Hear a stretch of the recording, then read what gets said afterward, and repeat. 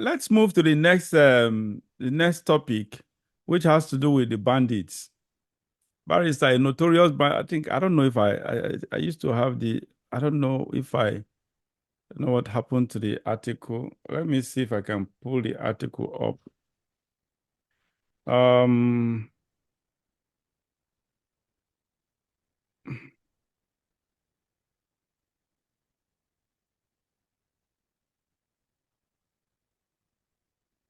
yeah, I think I misplaced the article. Now let's. It's about. I don't know if you've read that news. The bandit, what's his name? Bello Turji, right? Calls for negotiation. Yeah, we heard that the military has dealt a serious blow at him, and about 70 something of his commanders have been wiped off. So he seemed to be at this is his weakest moment. So as a result of that, he's actually calling for a negotiated surrender. And when I read that, why I'm bringing this, I'm just trying to just compare it to what is happening with the Hezbollah. I don't know if you have had the latest on the Hezbollah. The leader right now is calling for a ceasefire as well, a negotiated ceasefire. You see these wicked people. The moment they always want to eat their cake and have it. The Nigerian, the 2G or what, 2G or what's his, I think that Bello 2G, right? Yeah. Barrister, what's your thought on this? This man is has lost so much and probably is weak right now. Probably he sees that the government is on the verge of getting him. Now he's talking about negotiated surrender, just like what Hezbollah is doing now. The leader, the de facto leader of Hezbollah is actually calling for a negotiated, no surrender, but their own case, set ceasefire, negotiated ceasefire. After Israel is just really pounding them, and they are being decapitated in multiple fronts, sort of making them powerless, thereby forcing them to call for ceasefire. The same thing is happening with Turji. What's your thought on that, Barrister? Well, Bello Tuji has been one of the notorious bandits terrorizing the northwest axis from Kaduna, Nasarawa, Niger, Zamfara, Sokoto axis. He has been the guy is the one in charge on charge of this zone. Yes, My yes, God, yes. that He big. has been so notorious that on several occasions he has made video boasting that any army that is sent to him, he's going to finish them. He's going to kill all of them. I've watched his videos where he has boasted of his powers, how he dealt with people before, how he will deal with any army that is sent against him. Only yesterday I watched his video calling on Hausa people to join hands with the Fulani because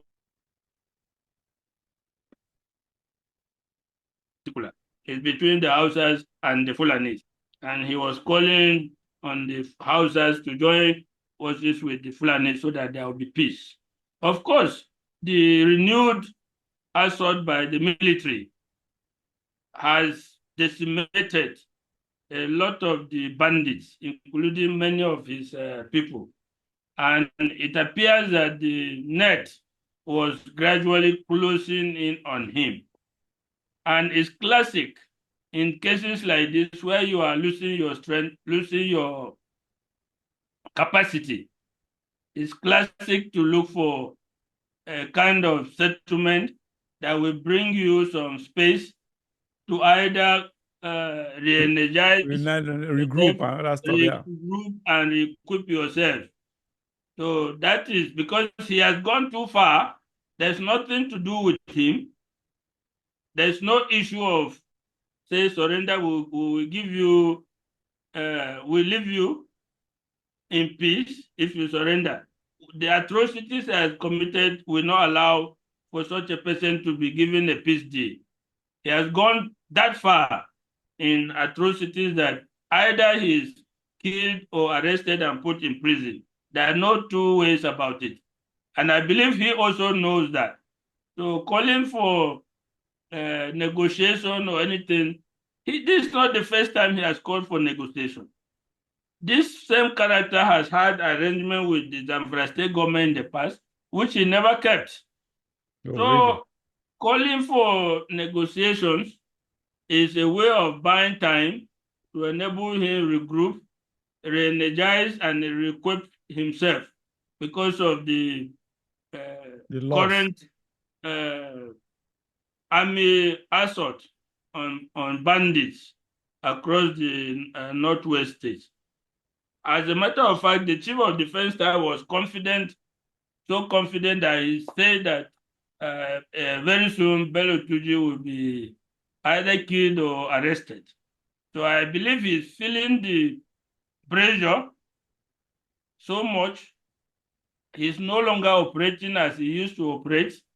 His camps are being raided. He's constantly on the move. So in that atmosphere, it will do if he throws out that and the government falls for that trick. It will give him the time to recruit more people, to get more arms, and to regroup and get more safe places. I believe the government and the security forces should go all out and eliminate him and all his group of bandits. That's the only thing that will bring security and peace. You in think the areas affected. you think the issue of insecurity in Nigeria is limited to our government or our local interests? No. Everybody knows that the level the insecurity in Nigeria has gone is beyond our borders. Of course. There are both regional and international forces that are playing into the insecurity in Nigeria, sponsoring and financing Correct. some of them. This is a well-known fact. This is a well-known fact. Nobody can really argue with this.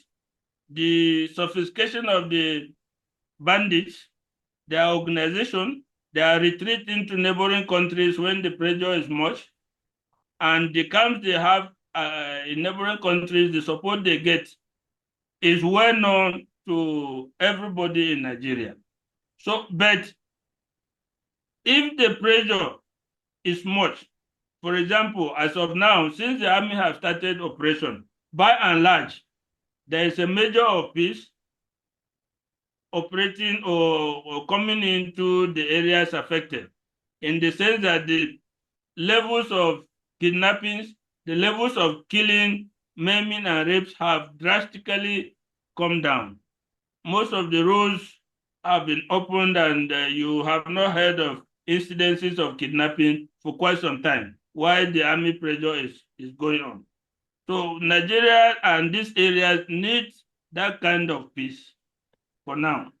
Unfortunately, that is just fighting Bello Tuji is just one aspect of confronting the insurgency, confronting the insecurity. There are other areas that the security agencies should focus on as well.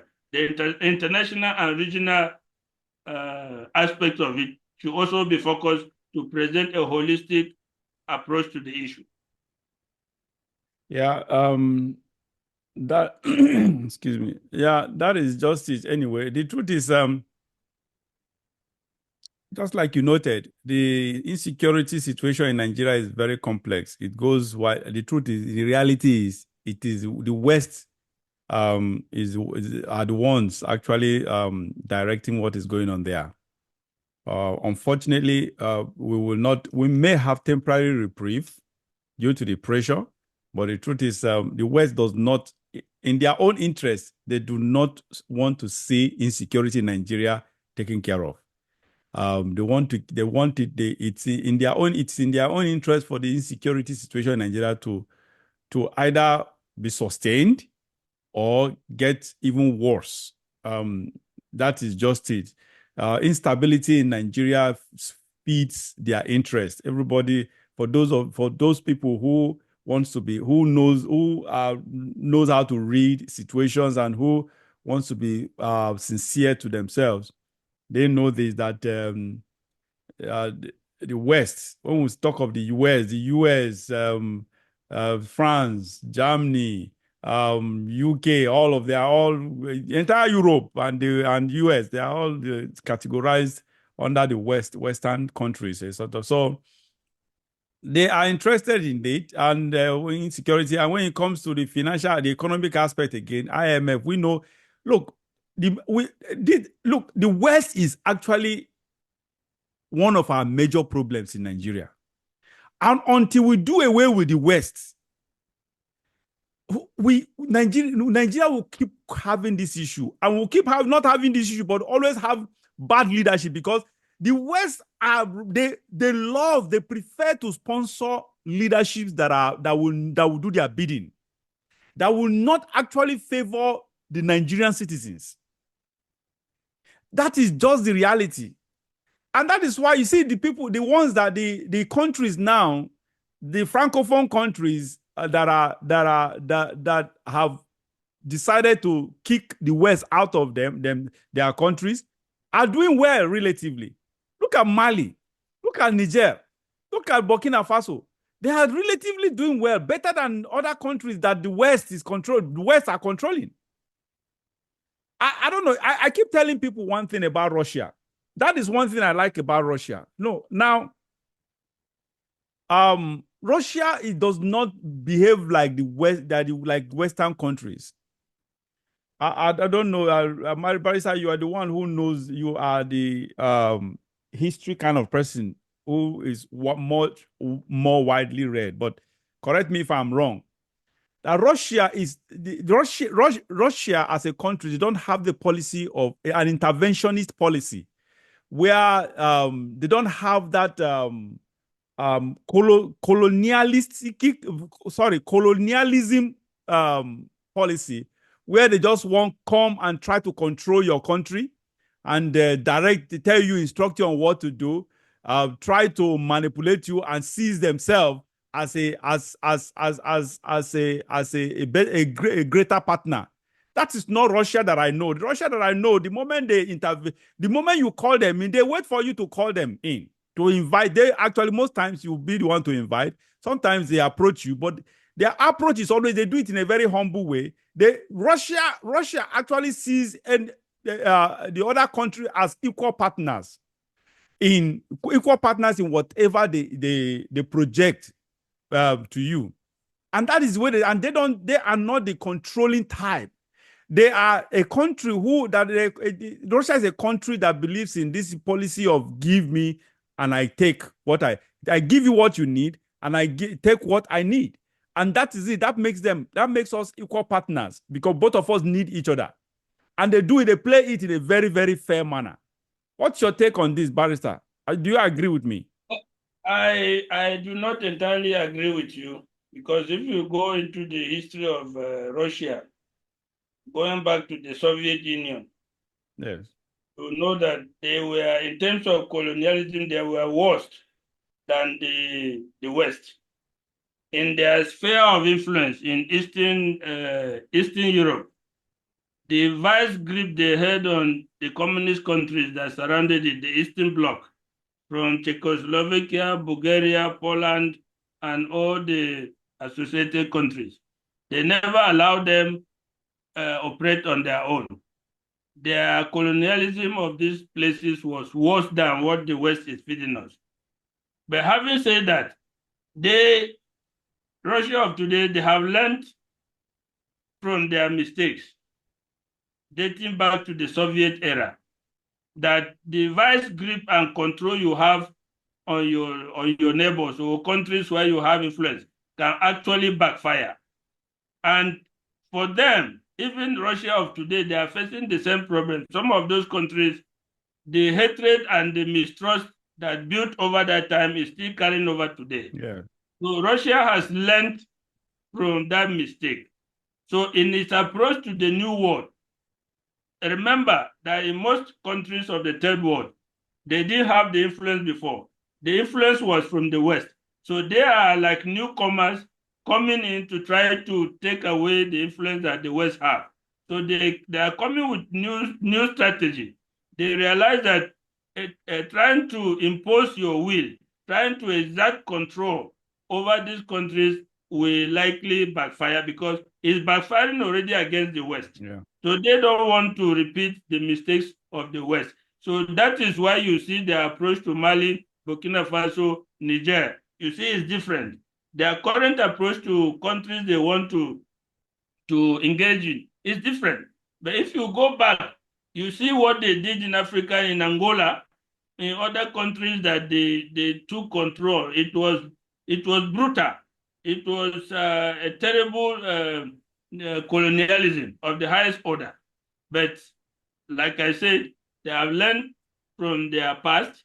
They have learned from their mistake. The current approach is much more manageable in terms of regarding these countries as taking the interests of these countries higher than they would normally have done.